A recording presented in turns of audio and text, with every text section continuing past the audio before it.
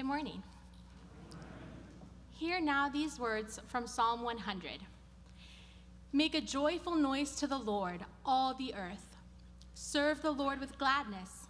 Come into his presence with singing. Know that the Lord is God. It is he who made us, and we are his. We are his people and the sheep of his pasture. Enter his gates with thanksgiving and his courts with praise. Give thanks to him. Bless his name. For the Lord is good. His steadfast love endures forever, and his faithfulness to all generations. May God bless this reading of Scripture, and may the spirit of gratitude be in our hearts today and this week.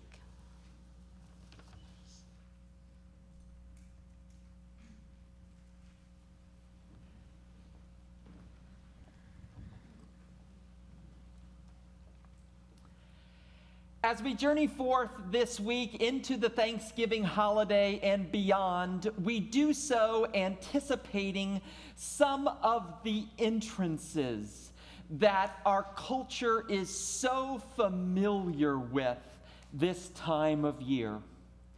On Thursday morning, the Macy's Day Parade, the entrance, the great big Tom the Animatronic turkey float will lead the entertainers into the heart of downtown New York City. And then on Friday morning of this week, the 5:30 a.m. entrance to Walmart.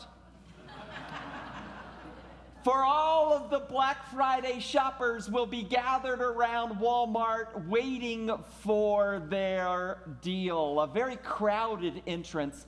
And then, of course, on Saturday, up in Michigan, at the classic Ohio State-Michigan game, there will be an entrance by the Michigan Wolverines through the tunnel onto that field that will be so loud it will be heard miles upon miles away. The entrances in our culture are inflated, crowded, and rather loud.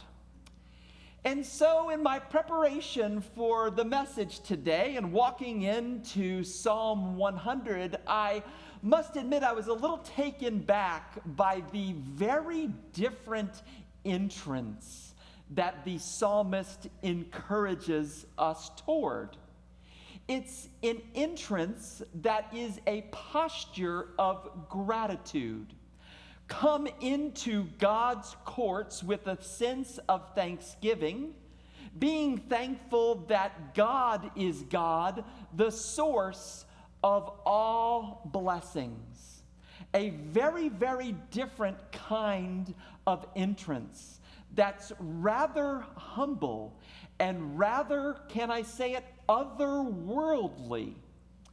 An entrance that seems so unusual for us because we do live in a world of loud, crowded, and very, very inflated entrances.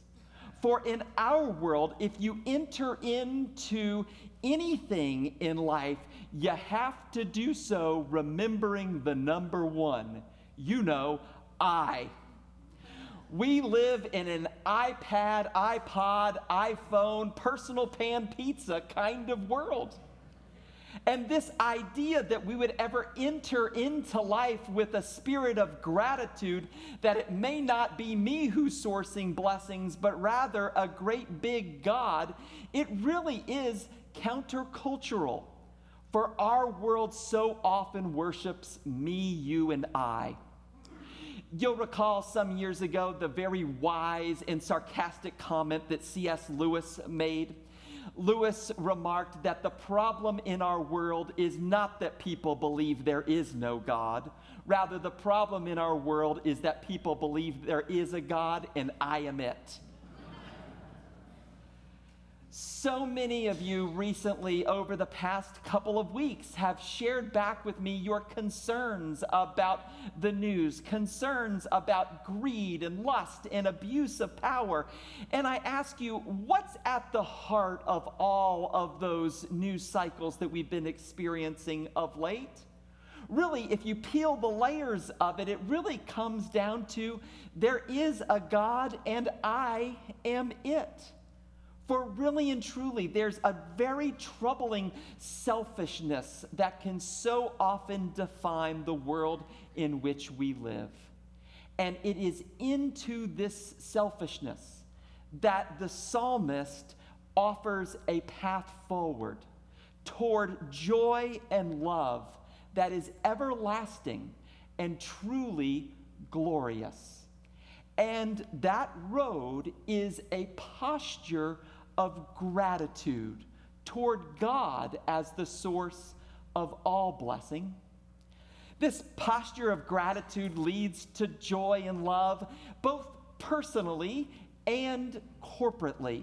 And personally speaking, from a pious perspective, I know that when my approach to life is gratitude toward a God who supplies blessings, my sense of joy and love is far more than when I make believe that I am the God of my own life. For personally speaking, and maybe you can relate to this, there are those moments in life where you believe that it's really all up to you. If the health diagnosis is going to get better, it's you've got to make it better. If there's a relationship problem that you're dealing with, you have to engineer the solution to that problem all on your own. If there's something in the future that you're worried about, some plan that you want to shift or change, then it's up to you and you alone to steer it. Now, truth be told, entering God's gates with thanksgiving does involve human agency, but if it's all about you and all about me and all about I, life can get really hard to the point at which you get robbed of joy and love. You'll remember Mark Twain's definition of worry. He once said that worry is when you believe the future of your life is left solely up to you.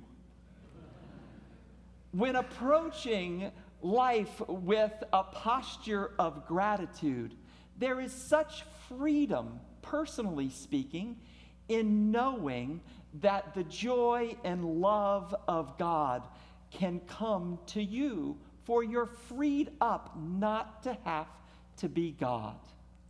This joy and love about which the psalmist speaks is so evident to us personally when we approach life with that posture of gratitude. But I think, too, it is also evident to the wider community as well. For there is a link between gratitude and compassion. This past Wednesday, I had the opportunity to join with our Stephen ministers and the Rock Center at FGCU for an event here on our campus about gratitude and how it leads to compassion. And as part of that interfaith event, there was a young woman who was from Jewish tradition who spoke about how in Jewish tradition, the understanding of gratitude is the Sukkot. This giving thanks to God the Creator, who is the God of the entire harvest.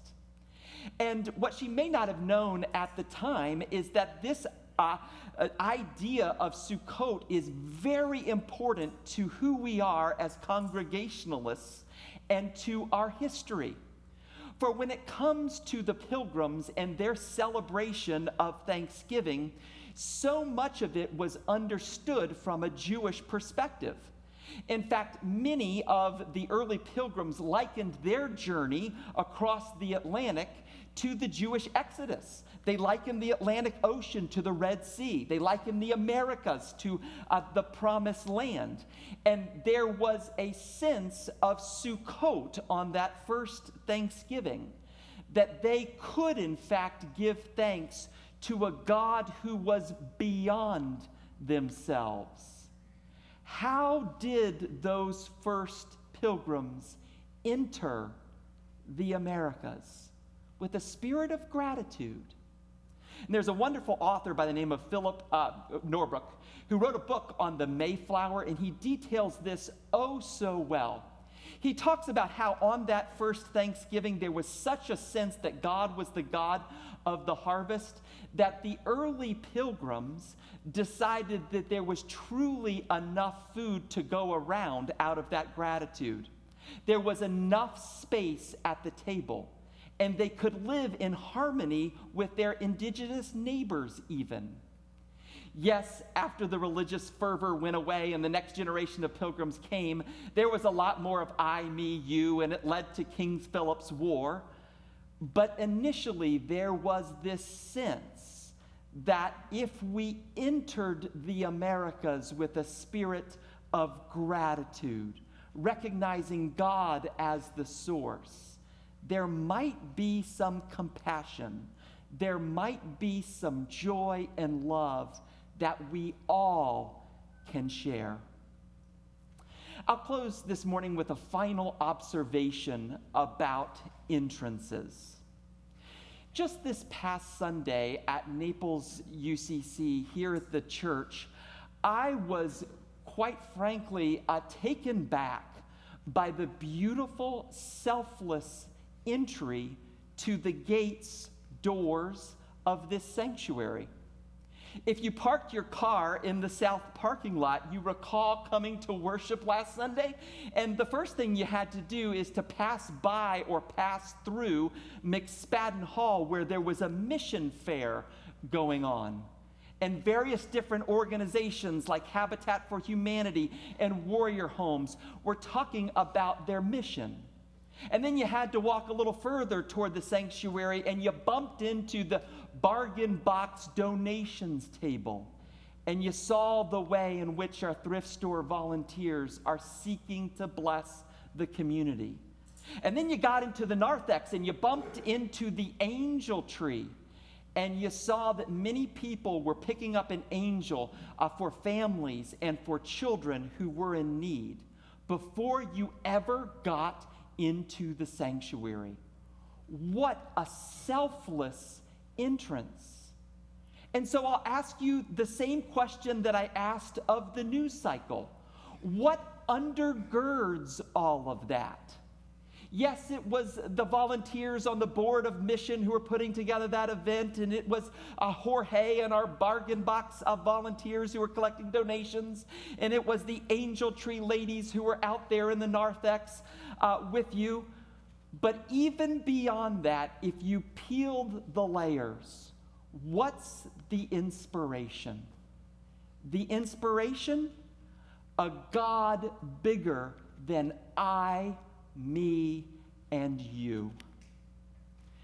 With a posture of thanksgiving, as we move toward Thursday, may each of us live deeply into the presence of that God, a source bigger than all of us. And may the joy and love of Psalm 100, may more of it come to earth.